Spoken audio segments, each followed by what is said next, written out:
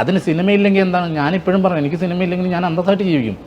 അതിന് സിനിമ വേണമെന്ന് നിർബന്ധമൊന്നും, അത് പബ്ലിക് ഫിഗർ ആകാനായിട്ട് ആഗ്രഹിക്കുന്ന ഒരു പരിധി വരെ ആൾക്കാരുണ്ട്. അതിൻ്റെ ഒന്നും ആവശ്യമില്ല. നമുക്കുള്ളതാണെങ്കിൽ നമ്മൾ അത് വരും. നമ്മൾ ഇപ്പോൾ സിനിമയിൽ എത്താനായിട്ട് ഞാനൊന്നും ഒരിക്കലും സിനിമയിലേക്ക് ഓടി വന്ന് കയറിയല്ല.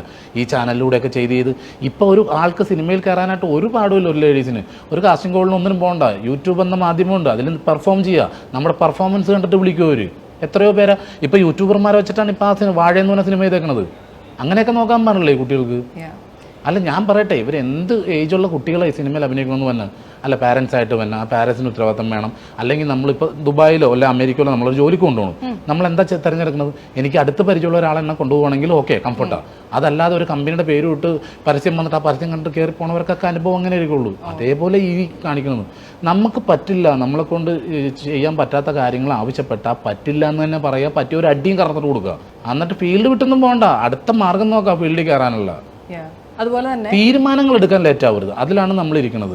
സട്ടൻ തീരുമാനങ്ങൾ എടുക്കണം. അടിക്കേണ്ടവനായിട്ടാണ് അപ്പം അടിക്കണം. ഇപ്പോൾ പറഞ്ഞ ജൂനിയർ ആർട്ടിസ്റ്റുള്ള വിഷയം നടക്കുന്നുണ്ട്. ഈ ജൂനിയർ സീനിയർ വന്ന പ്രശ്നം പക്ഷെ വിവേചനം ഉണ്ടെന്നല്ലേ പറയണേ. ഇപ്പൊ ചേട്ടൻ ഉണ്ട്. ഞാനിപ്പോൾ എൻ്റെ സിനിമ ഡയറക്റ്റ് ചെയ്യാൻ പോണത് ഞാൻ എഴുതി വെച്ചേക്കുന്നത്. ഇപ്പം ഞാൻ 3 വർഷമായിട്ട് അത് പ്ലാൻ ചെയ്തുകൊണ്ടിരിക്കണം. ഈ അടുത്തൊന്നും അല്ല, ഒരു 6 മാസം മുമ്പാണ് പ്രൊഡ്യൂസർ വന്നേക്കണം. ഈ പ്രൊഡ്യൂസറിന് എൻ്റെ ഭാഗത്ത് നിന്ന് ഞാൻ കൊടുത്തേക്കുന്ന ഡിമാൻഡ് എന്താണെന്നറിയാം? ജൂനിയർ ആർട്ടിസ്റ്റുകൾക്ക് ഇരുന്ന് ടേബിളിൽ വെച്ച് ഭക്ഷണം കഴിക്കാനായിട്ടുള്ള ഒരു സെറ്റപ്പ് ഉണ്ടാക്കി കൊടുക്കണം. വേറെ ഒന്നും എനിക്ക് വേണ്ട. ഇല്ല. അപ്പൊ ജൂനിയർ ആർട്ടിസ്റ്റ് എങ്ങനെ ഭക്ഷണം നിന്ന് കഴിക്കണത്? നിങ്ങൾ എന്താ പറഞ്ഞ 200 പേര് 200 കസേര ഇട്ട് കൊടുത്തിട്ട് തീറ്റി എവിടെയെങ്കിലും ലൊക്കേഷൻ ഉണ്ടാക്കണം? ഞാൻ പോയിട്ടുണ്ട് ലൊക്കേഷൻസ്. ബാച്ച് ആയിട്ടിരുന്ന സുന്ദരി ഗാർഡൻസിൽ ഞാൻ അതിലൊരു ചെറിയ റോൾ ചെയ്തിട്ടുണ്ട്. നിങ്ങൾ ഉദ്ദേശിക്കുന്നത് മെയിൻ ക്യാരക്ടർ ചെയ്യാത്ത ആർട്ടിസ്റ്റുകൾ. അതും അല്ലാതെ ക്രൗഡ് തന്നെ കണ്ടിട്ടുണ്ട്. അങ്ങനെ വരുന്ന ഡാൻസുകളും ഞാൻ നോക്കുമ്പോൾ ഞാൻ സാധാരണക്കാരൻ്റെ വീട്ടിൽ നിന്ന് വന്നതാണ്. അപ്പം എനിക്ക് കാണുന്നതെല്ലാം എൻ്റെ ചിറ്റ, എൻ്റെ അമ്മായി, അങ്ങനെയുള്ള ഒരു കാറ്റഗറിയാണ്. ഞാൻ അവരുടെ കൂടെ പോയി ഭക്ഷണം കഴിച്ചിട്ടുണ്ട്. അവരോട് തമാശ പറയാം, അവരോട് ചിരിച്ചും കളിച്ചിരിക്കും. ഞാൻ ഈ പ്രൊഡ്യൂസറിന് അങ്ങനെ വന്ന ആൾക്കാർക്ക് എത്ര പേരുണ്ടോ അത്രയും പേര് ഇരുന്ന് ഭക്ഷണം കഴിക്കാനുള്ള ഒരു അവസരം.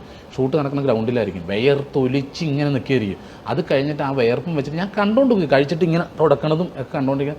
നമ്മുടെയൊക്കെ വീട്ടിലെ അമ്മയൊക്കെ ഇരിക്കാൻ സ്ഥലം കണ്ടോ അമ്മ നിന്നോട് കഴിക്കുമല്ലോ വർത്താനം പറഞ്ഞ്. അതേപോലെയൊക്കെ ഒരു ഫീലാണ് എനിക്ക്. ഞാനത് കാരണം ഒരേ ഡിമാൻഡ് വെച്ചിട്ടുള്ളൂ.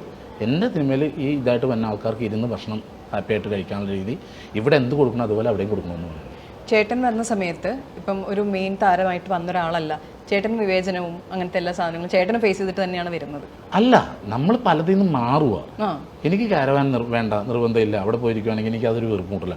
ഞാൻ പുറത്ത് പോയിരിക്കുന്നു, അല്ലെങ്കിൽ കസേരയിട്ട് എല്ലാവരും ഇന്ന് വർത്താനം പറയും. പിന്നെ ഡ്രസ്സ് മാറുന്ന സമയത്തൊക്കെ കാരവാനിൽ കയറി ഇത് അല്ലാണ്ട് ഇപ്പം അതിൻ്റെ ഉള്ളിൽ ഇരിക്കും, അതിൻ്റെ ഉള്ളിൽ കിടക്കണം, അങ്ങനെയൊന്നുമില്ല.